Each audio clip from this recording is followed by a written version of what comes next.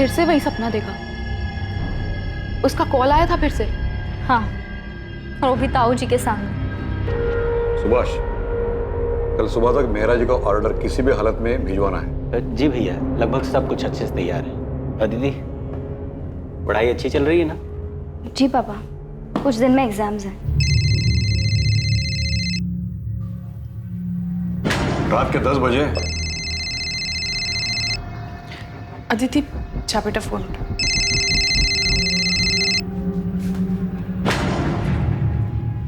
Hello hello. नहीं नहीं नहीं, कुछ नहीं चाहिए हमें। मैंने कितनी बार बोला है, और आप प्लीज इतनी रात को कॉल मत कीजिए। अदिति, 1 महीना हो गया है अब। हर बार नए नए लैंडलाइन नंबर से कॉल्स आ रही हैं। और कितने नंबर ब्लॉक करेगी यार तू? लेकिन सिया। लेकिन क्या अदिति, शक्ल देख अपनी, हवाइयां उड़ी हुई हैं, रात को चैन से सो तक नहीं पाती है। ऐसा कब तक चलेगा यार? किसी और से नहीं तो एटलीस्ट अपने पापा से तो शेयर कर। हाँ बिल्कुल, ताकि वो सीधा जाकर ताऊ जी को बता दे, और फिर मेरी पढ़ाई, कॉलेज सब बंद। तो ताई जी को ही बता देना। नहीं बता सकती यार सिया। ताई जी और पापा को कोई बात पता हो और वो ताऊ जी को जाकर ना बताएं, ऐसा हो ही नहीं सकता। घर पे एक सामान यहाँ से वहाँ नहीं होता उनकी मर्जी के बिना। समझ नहीं रही यार, ये कमीना कॉलर हो कौन सकता है? मैं बता रही हूँ अदिति, ये कॉलेज का ही कोई लड़का है। सॉरी। क्या यार प्रतीक, 4 आंखें दी उसके बाद भी देख के नहीं चल सकता? I am sorry Aditi. Siya, it's okay Prateek, चुप कर सिया। क्यों डांट रही थी बेचारे को? शेक्सपियर ने कहा है, we know what we are and know not what we may be. मतलब हम खुद को जानते तो हैं, मगर पहचानते नहीं। वक्त और हालात उसे उसकी पहचान देते हैं, क्योंकि हालात की आंधी इंसान के इस बनावटी मुखौटे को उठा देती और उसे खुद से रूबरू कराती। अरे क्लास का समय हो गया, बाकी का ड्रामा क्लास में चले। अदिति, तुमने अभी तक अपना असाइनमेंट सबमिट नहीं किया? सर वो तुमने आज तक कभी लेट सबमिशन नहीं किया और इस बार तुम 4 दिन लेट हो। क्या हुआ, कोई प्रॉब्लम है? हाँ सर, एक्चुअली प्रॉब्लम तो है। नहीं नहीं सर, कोई प्रॉब्लम नहीं है। मैं 2 दिन में अपना असाइनमेंट सबमिट कर दूंगी। आर यू श्योर कोई प्रॉब्लम नहीं है? नहीं सर, कोई प्रॉब्लम नहीं है। Sorry for the delay. Okay.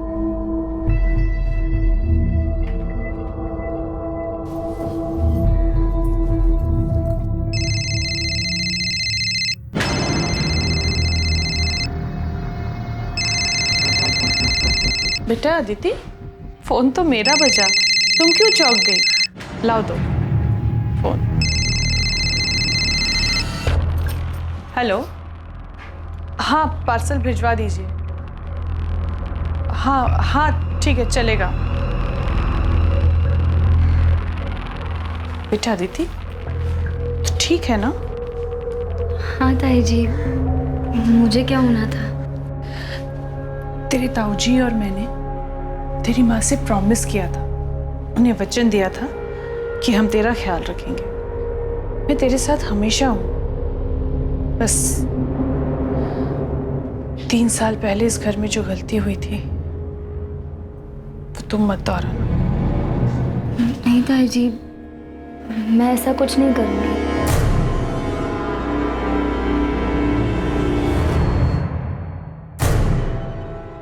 Thakur साहब मिले थे, वो अपने छोटे बेटे विकास के लिए लड़की ढूंढ रहे, आदिति के बारे में पूछ रहे थे। तो मैंने उन्हें आदिति की फोटो दिखाई जो उन्हें पसंद है। वो आदिति से मिलना चाहते हैं। पिछली बार जो कुछ भी हुआ उसके बाद ठाकुर साहब अभी भी अपने बेटे के लिए पिछली बार जो हुआ उसे भूल जाओ ज्योति, जो सामने उसे देखो। हो सकता है ठाकुर खानदान से हमारा रिश्ता होना लिखा है और रिश्ता खुद चलकर आ रहा है। विकास अच्छा लड़का है, मुंबई में रहता है, अगले हफ्ते कानपुर आ रहा है, मिल लेगा आदित्य से। पर मेरी पढ़ाई, कॉलेज का आखिरी साल है। तो फिक्र मत कर बेटा, तेरे एग्जाम्स के बाद ही तेरी शादी करेंगे। हाँ, एग्जाम के बाद ही शादी होगी, लेकिन सगाई इसी महीने होगी। ठाकुर साहब अब ज्यादा रुकना नहीं चाहते और मैं भी उनकी बात से सहमत हूँ।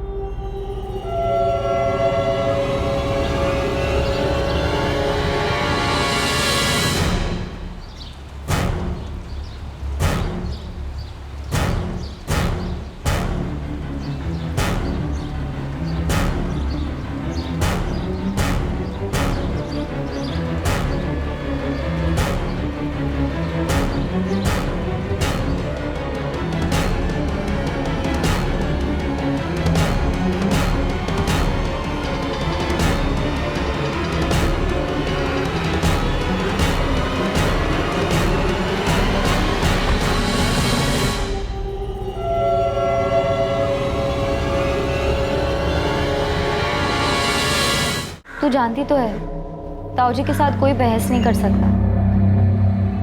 उन्होंने कहा है तो शादी होकर रहेगी। मैं तुम्हारी जगह होती तो भाग जाती। ये सब कहना आसान है, और वैसे भी किस्मत में जो लिखा है वो उससे कौन भाग सकता है। प्रतीक, यहाँ क्या कर रहे हो? सर वो नोटिस, ये नोटिस 1 महीना पुराना है, आप पढ़ रहे हो उसे? तो वो मैंने देखा नहीं था। चलता हूँ सर मैं।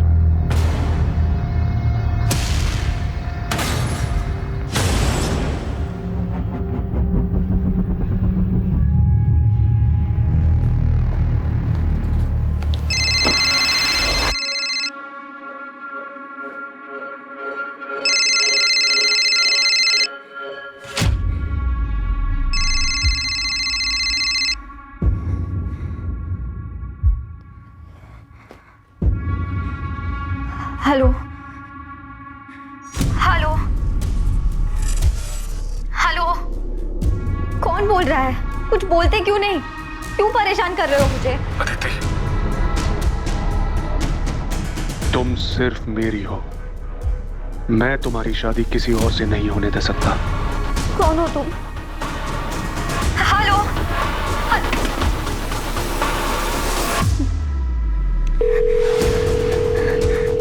हेलो, हाँ अभी फिर से फोन आया था। इस बार धमकी दे रहा था कि किसी और से शादी नहीं करने देगा। अब बहुत हो गया, इस बार कुछ ना कुछ तो करना ही पड़ता है। मैं बाद में बात करती हूँ। बाय।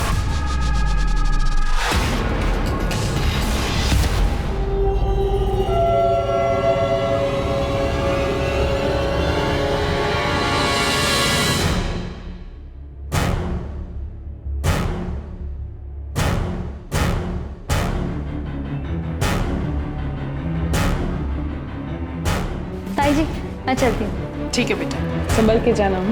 बाय। बाय।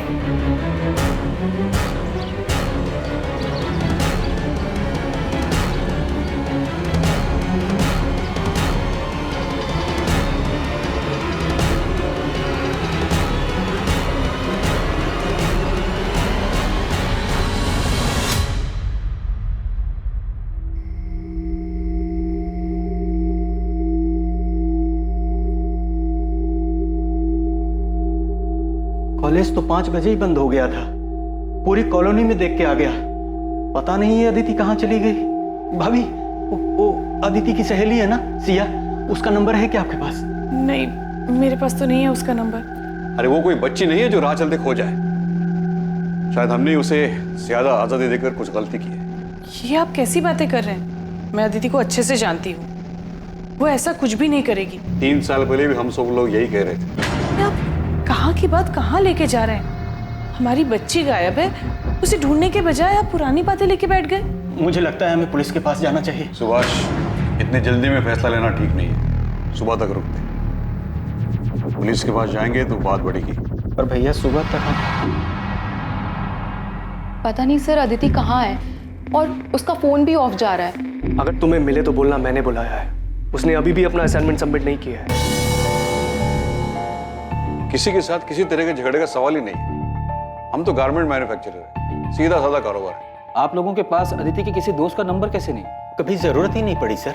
दरअसल मेरी बेटी बहुत सीधी सादी है, उसके कोई खास दोस्त भी नहीं है। बस पढ़ाई करती रहती है, घर से कॉलेज, कॉलेज से घर, इसके अलावा कहीं आना जाना नहीं होता। पर इस बार कहीं तो गई है वो। वैसे वो कॉलेज कैसे आते जाती थी? मतलब खुद की गाड़ी थी? नहीं सर, ऑटो से आती जाती थी।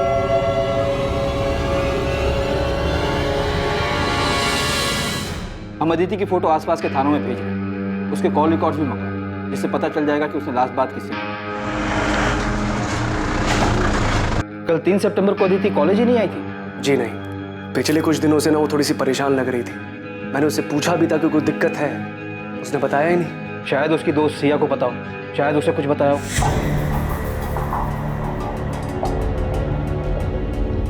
सिया, अदिति कल से मिसिंग है। अगर तुम इसके बारे में कुछ भी जानती हो तो बेझिझक होकर इंस्पेक्टर साहब को बताओ। सर अदिति को पिछले 1 महीने से ब्लैंक कॉल्स आ रहे थे। क्या? हाँ सर, और उसने इस बारे में अपने घर पे किसी को कुछ भी नहीं बताया था, क्योंकि उसके घर वाले बहुत पुराने ख्यालात के हैं। पर सिया, जब मैंने तुम लोगों से पूछा था कि ऐसी कोई दिक्कत है तो कम से कम मुझे तो बताना चाहिए था। सिया, कोई अंदाजा ऐसा कौन कर सकता है? कॉलेज का कोई हो सकता है? हाँ सर, मुझे भी ऐसा ही लगता है। इनफैक्ट मैंने अदिति को कई बार बोला था कि कोई कॉलेज का ही होगा। तुम उसकी दोस्त हो, हमेशा उसके साथ रहती हो। कुछ तो नोटिस किया होगा तुमने कि अदिति को कोई लड़का लाइक करता हो, उसके आसपास घूमता हो। नहीं सर, अदिति ज़्यादा लड़कों से बातचीत नहीं करती थी। इनफैक्ट वो किसी से भी ज़्यादा बातचीत नहीं करती थी। विनीत जी, मुझे क्लास के सारे स्टूडेंट से बात करनी होगी, शायद उन्होंने कुछ देखा हो, और क्लास के सारे स्टूडेंट की नेम लिस्ट चाहिए। जी। सिया, अदिति कॉलेज कैसे आती जाती? ऑटो में? वैसे तो ज़्यादातर लोग ऑटो से ही आते जाते हैं, लेकिन मैंने अदिति को कई बार प्राइवेट टैक्सी करते हुए देखा है।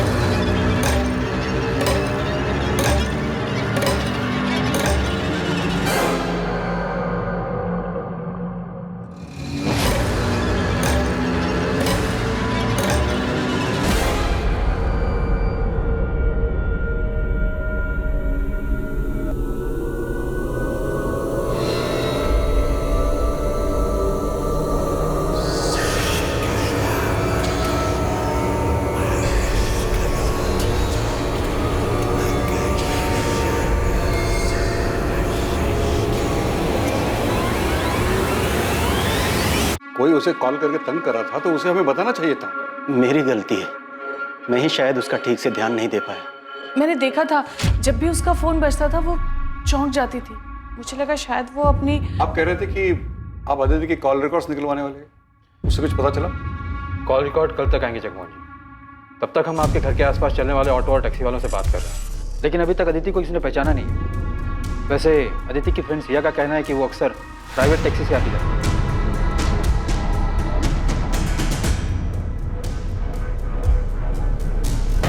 अब वो टैक्सी से जाए ऑटो से क्या फर्क पड़ता है? फर्क पड़ता है, और इस बात से भी फर्क पड़ता है कि आप लोगों को उसके दोस्तों के बारे में कुछ पता नहीं, और ये भी नहीं पता कि वो कॉलेज कैसे आती जाती है।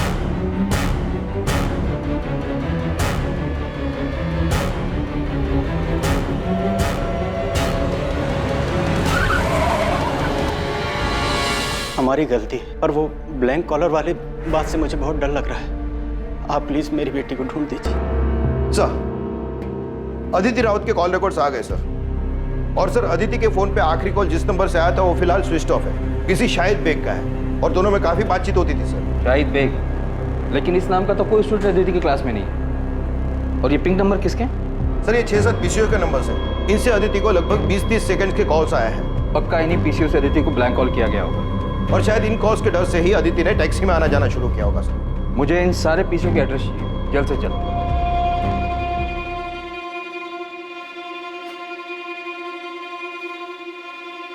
सुभाष, मैं जानता हूं तुम पर क्या बीत रही है। मेरा रवैया सख्त है, इसका यह मतलब नहीं कि अदिति की मुझे परवाह नहीं, और मेरी भी तो बच्ची है। गलती मेरी है भैया, मैं उसे समझ नहीं पाया। उसकी माँ की मौत के बाद मुझे उसका ज्यादा ख्याल रखना चाहिए, उसे बोलने तक का मौका नहीं दे। अगर ऐसा करते तो शायद वो उन ब्लैंक कॉल्स के बारे में बता देते। मैंने शायद उसे पहचानने में भूल कर दी, उस पर शक किया। मुझे लगा वो भी हमें धोखा देकर भाग गई, लेकिन मैं किसी भी हालत में उसे घर वापस लाकर ही रहूंगा। तब ये रोड का पीसीओ है। अब 4 घंटे पहले कौन आके गया मुझे याद नहीं है। हाँ साहब, सीसीटीवी लगवाया ना, आजकल क्या मालूम कब जरूरत पड़ जाए। ये तारीख है, इस टाइम के बीच के सारे सीसीटीवी फुटेज चाहिए मुझे सर। 6 पीसीओ में से सिर्फ 2 जगह सीसीटीवी। और सर, एक पीसीओ से 21 अगस्त को कॉल आया था अदिति को रात को 11:15 बजे, और दूसरे पीसीओ से 31 अगस्त को कॉल आया था रात को 10:35 पर। आई होप हमें वो कॉलर दिख जाए।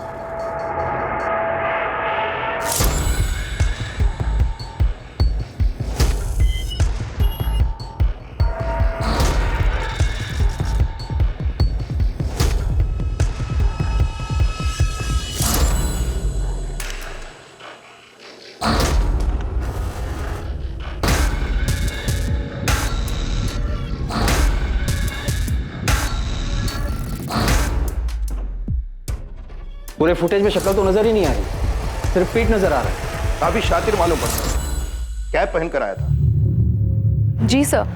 हाँ सर, मैं अभी आती हूँ। ध्यान से देखना सिया, चेहरा नहीं दिख रहा है, पर शायद बॉडी लैंग्वेज से तुम पहचान जाओ।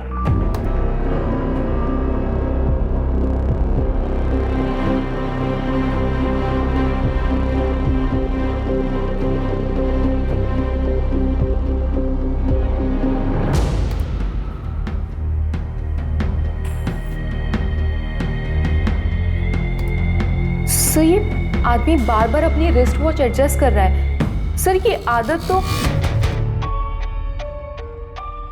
ये आदत हमारे प्रोफेसर विनीत की है। मैं कॉलेज का प्रोफेसर हूँ, कोई सड़क छाप रोमियो नहीं हूँ। आपको क्या लगता है मैं एक लड़की को ऐसे परेशान करूंगा? सर आप लोग गलत कर रहे हैं, मैंने कुछ भी नहीं किया, फिर आप मुझे कैसे लेकर आ सकते हैं? हमारे फोन के लोकेशन डिटेल्स देखे हमने। अदिति को जिस पीसीओ से जिस टाइम पर ब्लैंक कॉल किया गया, उसी जगह उसी टाइम तुम्हारा फोन भी मौजूद था। सर ऐसा हो ही नहीं सकता, मैं हमेशा अपना फोन घर पे। मैकबेथ अपने राजा के प्रति बहुत वफादार, पर लेडी मैकबेथ के कहने पर उसके मन में भी राजा बनने के ख्वाब जाग गए। फिर क्या था, उसके एक वफादार मुलाजिम होने का मुखौटा गिर गया और खुद अपने हाथों से उसने अपने राजा को मार डाला। अब सोचने वाली बात यह है कि शायद मैकबेथ को यह खुद नहीं पता था कि उसके वफादारी के मुखौटे के पीछे एक दगाबाज शख्स है। इंसानी फितरत का कोई भरोसा नहीं होता, कभी कभी चेहरे के पीछे की असलियत बहुत भयानक होती है।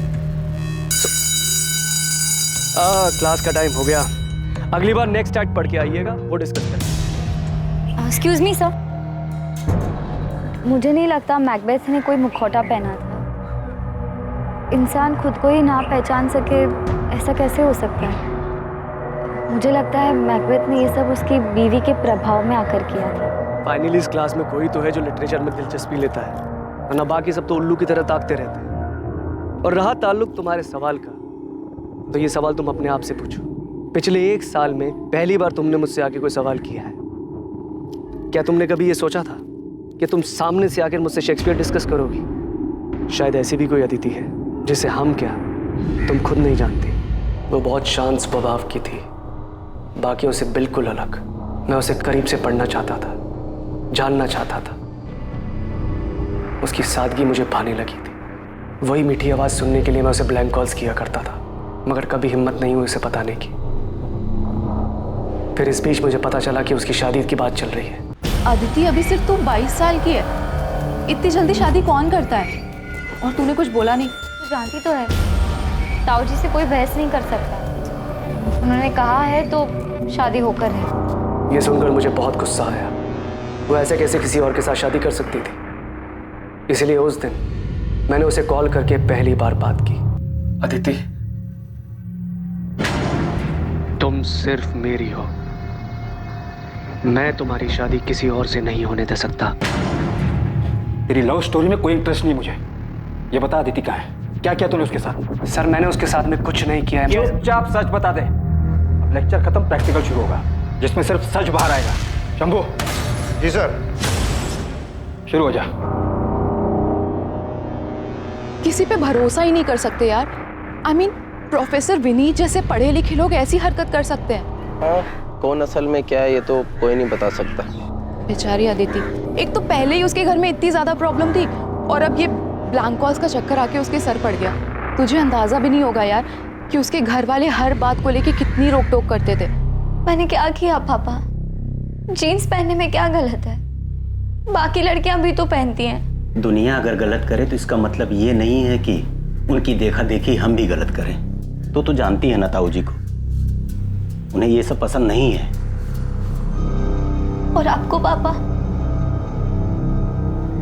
मैं जानती हूँ पापा, नाम सिर्फ ताऊ जी का आता है, पर आपकी सोच भी उनसे कुछ अलग नहीं है। ऐसी बात नहीं है बेटा, हम जिस समाज में रहते। पापा आप भी उन्हीं की तरह हैं, समाज की तरह, जो हर वक्त बस लड़कियों पर पाबंदियां लगाने के लिए और उन्हें हर बात के लिए जिम्मेदार ठहराने के लिए खड़े होते हैं।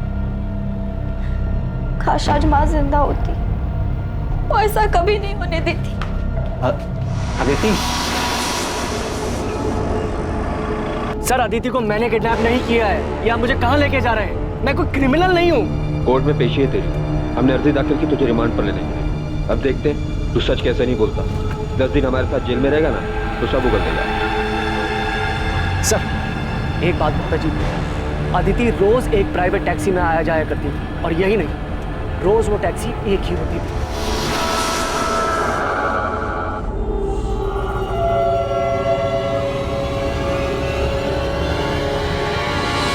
प्राइवेट टैक्सी, मालिक सबका एक है।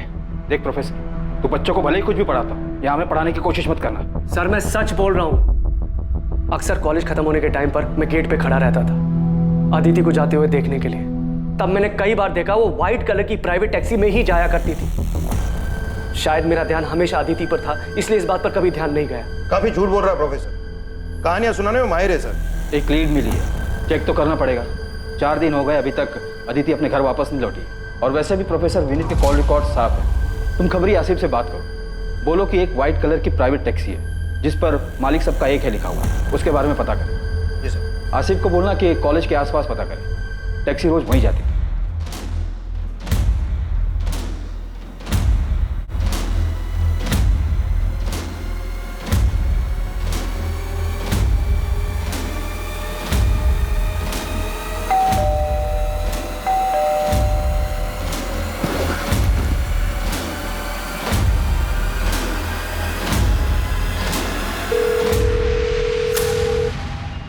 हेलो, आप कहाँ हैं? तुरंत घर आ जाइए। अरे लेकिन हुआ क्या है? जिसका डर था वही हुआ। आप सवाल मत पूछिए, बस जल्दी घर आ जाइए। देखो मैं रास्ते में हूँ, गाड़ी में। तुम साफ साफ बोलो क्या हुआ है?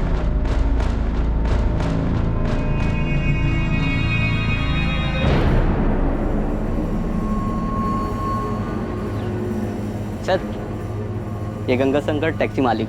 और ये टैक्सी मेरी है, लेकिन मैं इसे किराए पर देता हूँ। इसका ड्राइवर शाहिद बेग। शाहिद बेग? कहाँ मिलेगा ये शाहिद बेग? अब ये तो पता नहीं, 3 सितंबर को आया था यहाँ, टैक्सी की चाबी वापस कर रहे हैं हमेशा के लिए। सेठ जी आपकी चाबी। ऐसे अचानक क्या हुआ? कोई दिक्कत है? नहीं सेठ जी, मैं सब कुछ और करना चाहता हूँ, यहाँ से दूर। दूर मतलब अपने गांव जा रहे हो? नहीं, मुंबई। ये बोलकर वो चला गया और उसके बाद मेरी उससे कोई बातचीत नहीं हुई सर। शाहिद का कोई एड्रेस है आपके पास? शायद वहाँ से कुछ पता चले। हाँ, शायद जिस बस्ती में रहता है वहाँ का एड्रेस है मेरे पास। सर अदिति के फोन पे आखिरी कॉल किसी शाहिद बेग का ही था। ये वही होगा, नंबर क्रॉस चेक करो। अदिति और शाहिद में देर रात तक लंबी बातें होती थी, पर यह समझ में नहीं आ रहा है कि अदिति एक टैक्सी ड्राइवर से इतनी क्यों बात करेगी। साहब ये रहा शाहिद का पता हुआ, उसका फोन नंबर।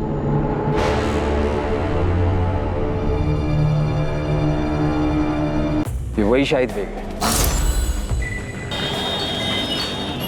सर ये बालक यहीं शाहिद रहता था। 2 साल पहले उसने ये घर मुझसे किराए पे लिया था। आइए सर।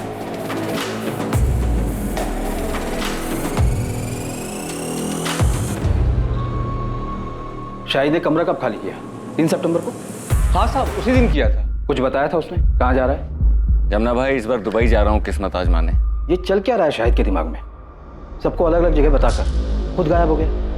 अदिति हमेशा शाहिद की टैक्सी से आती जाती थी और शाहिद ने अपनी टैक्सी 3 सितंबर को वापस की और उसी दिन से अदिति और शाहिद दोनों गायब हैं। ये महज इत्तेफाक तो नहीं हो सकता। सर यहाँ तो कुछ और ही खिचड़ी पक रही। ये शाहिद के पड़ोसन बता रहे थे कि शाहिद के घर पे किसी लड़की का रेगुलर आना जाना था। हाँ साहब, ये तो वही लड़की है जो शाहिद के घर पे आती थी।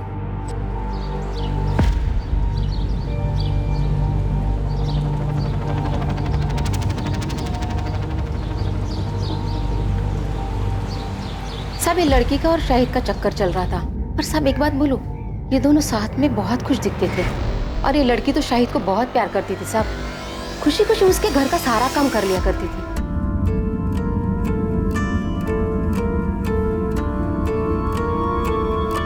क्या कर रहे हो? कोई देख लेगा तो? तू देखने दो। तुम यहाँ क्या कर रहे हो? बुखार है ना, आराम करना चाहिए। चलो अंदर चलो। अच्छे बड़े घर की लड़की, कॉलेज जाने वाली, अपनी उम्र से काफी बड़े टैक्सी वाले के प्यार में पड़ गई। और इतना ही नहीं, अपना घर छोड़कर उसके साथ भाग भी गई। कुछ ज्यादा फिल्मी नहीं हो गया ये? नहीं बिड़ी है सर, फिल्मों से सीखते हैं इन। और फिर इस अदिति के घर वाले तो काफी पुराने ख्यालात के। शाहिद के कॉल रिकॉर्ड निकलवाओ और ये सच भी हमें रावत फैमिली को बताना ही होगा। कॉल डिटेल से तो ये लगता है कि अदिति और शाहिद आपस में काफी लंबी लंबी बातें करते। और इतना ही नहीं, अदिति शाहिद के घर भी आ जाया करती। वहाँ के आस पड़ोस के लोगों ने अदिति को कई बार देखा, इसलिए हमें यकीन है कि अदिति और शाहिद एक दूसरे से प्यार करते थे और इसलिए भागते।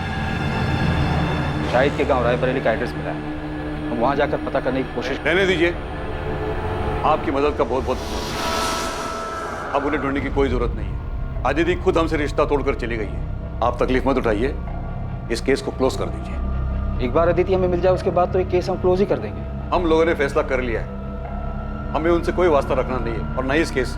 जब आप लोग खुद अदिति को नहीं ढूंढना चाहते तो ये केस हम क्लोज कर देंगे।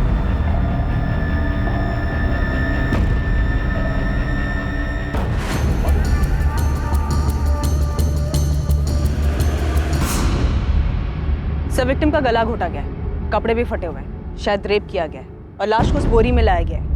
लड़की गांव की रहने वाली नहीं लगती।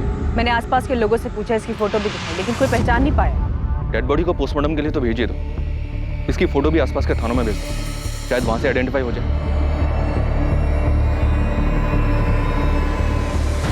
तो विक्टिम की फोटो दिल्ली, नोएडा और आसपास के थानों में भेजी, लेकिन अभी तक कोई रिस्पॉन्स नहीं आया।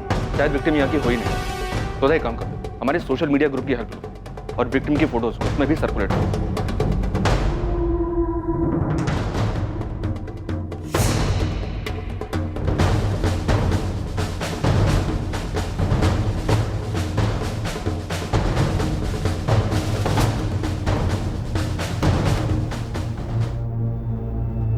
सोनाली, अरे कहाँ हो भाई? लेट हो रहा है यार, मुझे जल्दी लाओ। हाँ बस 5 मिनट, आपका टिफिन रेडी है।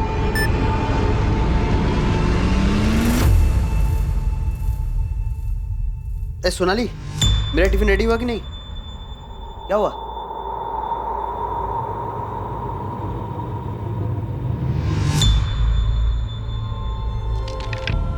डेथ गला दबाने की वजह से हुई है। रेप? विक्टिम सेक्सुअली एक्टिव थी। अंदरूनी जांच के बाद ऐसा लगता है कि रेप नहीं हुआ है, लेकिन हाँ, हाथ में और पीठ पे जिस तरीके के खरोच के निशान हैं, उससे लगता है शायद जबरदस्ती करने की कोशिश जरूर की गई थी। और जब कोशिश में वो कामयाब नहीं हो पाया तो गुस्से में आकर उसने इसे मार डाला।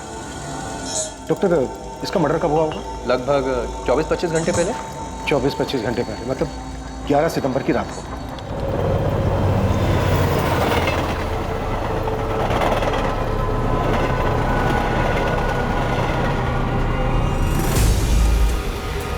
ऐसे नहीं, ऐसे बना, ठीक है?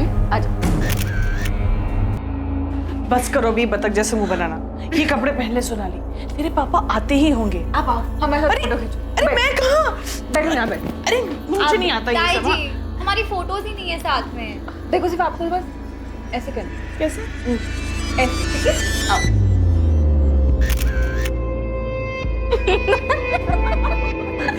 बहुत शैतान हो गया तुम। अगली बार ना अब ताई जी के लिए भी ऐसी ड्रेस लेके आना। चुप बेशरम। आओ, एक और फोटो।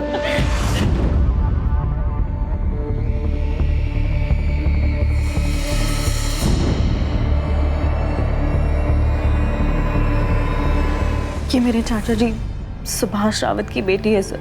हमारा घर कानपुर में है। अदिति वहीं रहती थी। आपने अपनी फैमिली को इन्फॉर्म कर दिया? नहीं सर, हिम्मत नहीं उन्हें फोन करने की। पिछले 3 सालों से कोई बातचीत नहीं है हम लोगों के बीच में, क्योंकि मैंने भागकर भानु से शादी की थी। वो आखिरी बार था जब मैंने उसे देखा था। आप हमें अपना कानपुर का एड्रेस दे दीजिए और अपने घर वालों के फोन नंबर्स, हम इन्फॉर्म कर देंगे।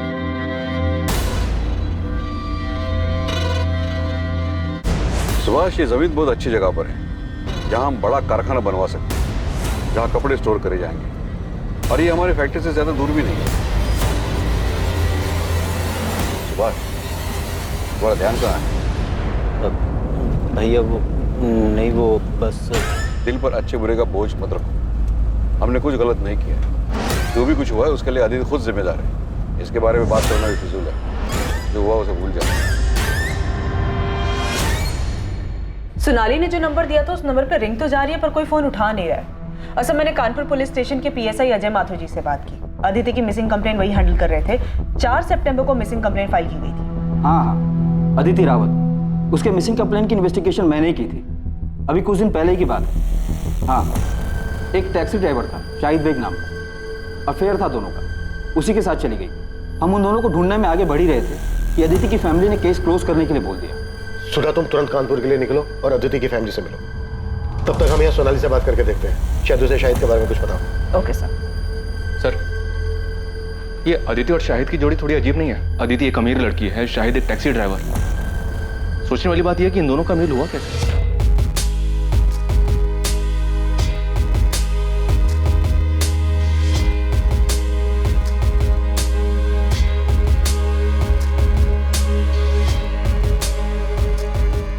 आइए मैडम, बैठिए। नहीं नहीं, आप जाइए, मैं ऑटो ले लूंगी। मैडम आप ऑटो का किराया दे देना। बहुत देर से देख रहा हूँ, दूर दूर तक कोई ऑटो नहीं है। आप ऐसे ही धूप में खड़ी हैं, आपको भी ऑटो का इंतजार नहीं करना पड़ेगा और मुझे भी सवारी मिल जाएगी। बैठिए ना।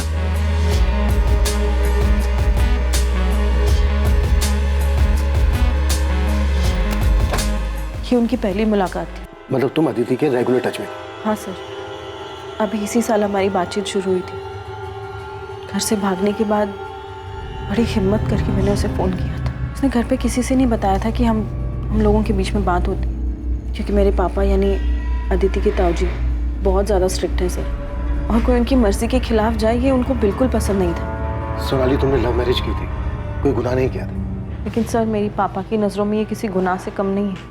अदिति एक पढ़े लिखे रईस परिवार से थी। ये समझ में नहीं आ रहा है कि वो एक टैक्सी वाले के प्यार में कैसे आ गई। सर ये बात मुझे भी बहुत अजीब लगी थी, मैंने पूछा भी था उससे। सर दीदी, शाहिद भी अक्सर यही कहता है कि रूप की रानी सड़कों के राजा की लव स्टोरी है हमारी। मुझे यकीन है कि हमारा मिलना लिखा था।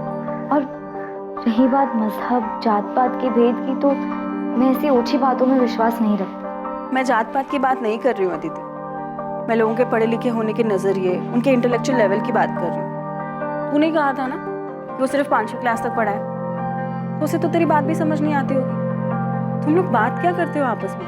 बातें करने के लिए इंटेलेक्चुअल लेवल की नहीं, बस इंसान में थोड़ी सी दिलचस्पी दिखाना ही काफी होता है। कौन सी किताब पढ़ रही हैं मैडम जी? क्यों? इतने ध्यान से पढ़ रही हैं तो काफी अच्छी ही होगी। The tragedy of Othello with connections. अरे बाप रे, इतना बड़ा नाम! मैं तो ये नाम याद करने गया तो पूरा हफ्ता लग जाएगा।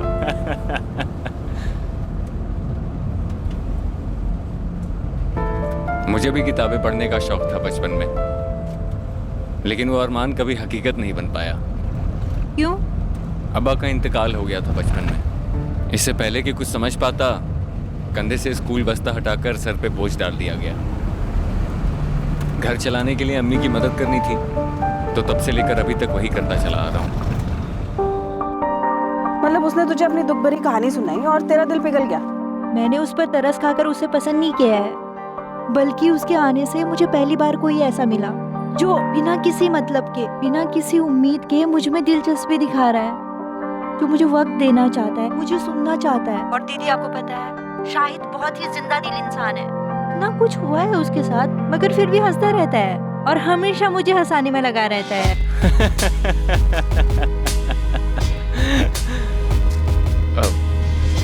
सॉरी मैडम, वो एक बात याद आ गई। वो मेरी पड़ोसन है ना, उसको जब बुखार होता है ना तो वो बहुत खुश हो जाती है। पता है क्यों? उसे लगता है वो बहुत हॉट लग रही है।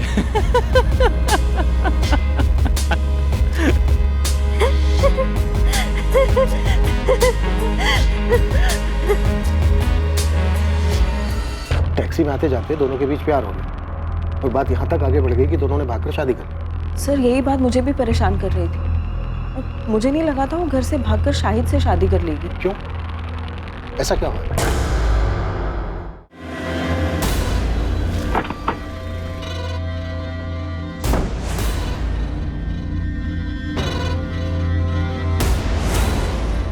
वो टैक्सी वाले शाहिद ने मेरी अदिति को मार दिया। इन्वेस्टिगेशन चल रही है सुभाष जी, लेकिन एक और पॉसिबिलिटी ये है कि शायद शाहिद को भी मार दिया गया होगा। लेकिन मुझे पूरा यकीन है कि उसी कमीने ने अदिति को मारा होगा। मैंने उसे तभी पहचान लिया था जब वो दोनों शादी करके यहाँ आए थे हमारे पास। क्या? आप लोग पहले से जानते थे कि उन दोनों ने शादी कर ली? शाहिद पहले से शादीशुदा था, तो फिर अदिति उसके साथ भागी क्यों? सर यही बात तो मुझे समझ नहीं आ रही है। अदिति ने कहा था कि शाहिद ने उसके साथ धोखा किया है। शाहिद ने मुझे धोखा दिया है दीदी, मैं उसके लिए सब कुछ छोड़ने को तैयार थी, पर उसने मुझे अंधेरे में रखा। छोड़ो, काम करने दो। सारा सामान यहाँ वहाँ फेंक कर रखा है, इसीलिए बीमार पड़े थे तुम। हाँ तो ये बीमारी की तो मेहरबानी है जो तुम मेरे गरीब खाने में आई। हाँ बस हाँ, अब ठीक से सफाई करने दो। ठीक से साफ सफाई नहीं होगी तो वापस बीमार पड़ जाओगे।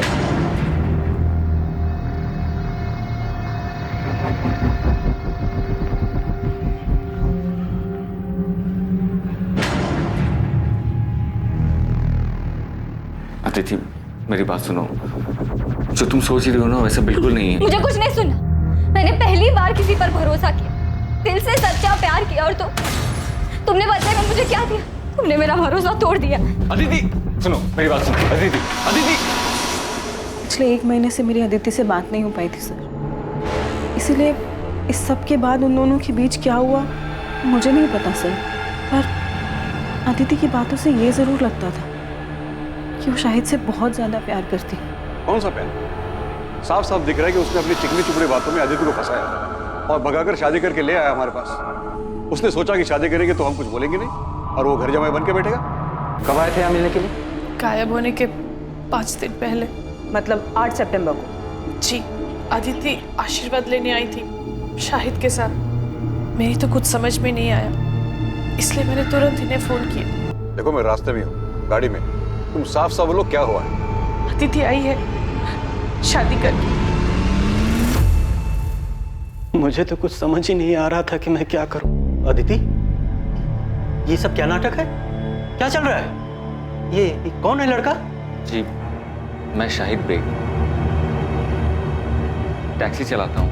हम दोनों एक दूसरे से बहुत प्यार करते हैं और नई जिंदगी शुरू करने से पहले आप लोगों का आशीर्वाद चाहते हैं। मैं आपसे वादा करता हूँ कि मैं आपकी बेटी को बहुत खुश रखूंगा। पापा प्लीज एक बार मेरा साथ दे दीजिए पापा। सच में शाहिद से बहुत प्यार करती हूँ। इतना बड़ा कदम उठाने से पहले कम से कम एक बार तो बता देती। तेरे ताऊ जी को पता चला ना तो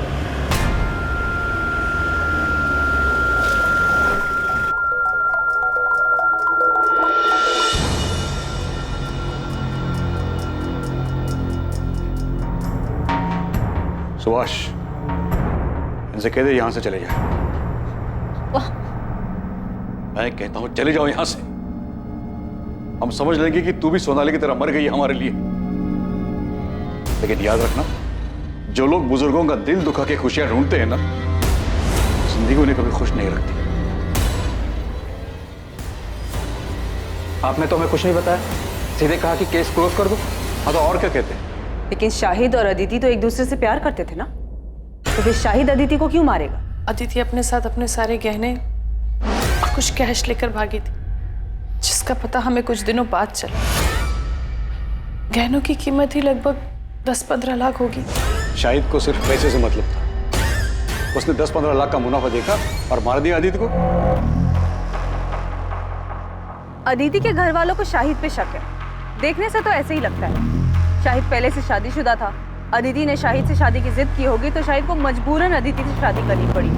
लेकिन सुधा, हम ये नहीं जानते कि खुद शाहिद सही सलामत है भी या नहीं। ऐसा ना हो कि उसकी लाश भी कहीं जंगल में ही कहीं पड़ी हो सकता है कि अदिति के परिवार वालों ने दोनों को मरवा दिया।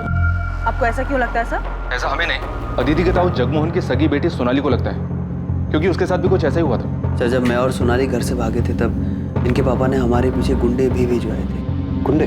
यस सर, वो तो हमारी किस्मत अच्छी थी कि हम उनके हाथ में नहीं आए और हम शहर से बाहर भाग गए। सोनाली, तुम्हें सच में ऐसा लगता है कि तुम्हारे पापा अदिति को चोट पहुंचा सकते हैं? यकीन से तो नहीं कह सकती हूँ, लेकिन कल को अगर ऐसी कोई बात सामने आती है तो मुझे हैरानी नहीं होगी सर। और इतना बता सकती हूँ सर कि खानदान की इज्जत और खानदान के बच्चों के बीच अगर किसी दिन किसी मोड़ पे मेरे पापा को किसी एक चीज़ को चुनना होगा तो वो आग बंद करके खानदान की इज्जत को ही चुनेंगे सर।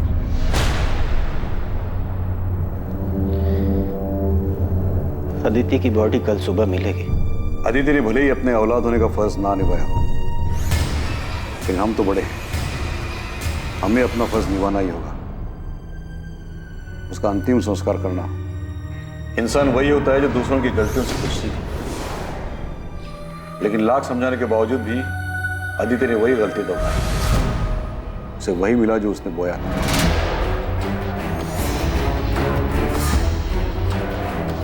अब आप उसे क्यों कोस रहे हैं? वो तो जिंदा भी नहीं है। जिंदा नहीं है क्योंकि उसने परिवार और इज्जत को छोड़कर एक मक्कार का हाथ थामा था। शरीर की गलती थी, उसको सजा मिल गई, लेकिन आत्मा को मुक्ति मिलना बहुत जरूरी है। इसलिए उसका दाह संस्कार करके हमें अपना फर्ज निभाना है।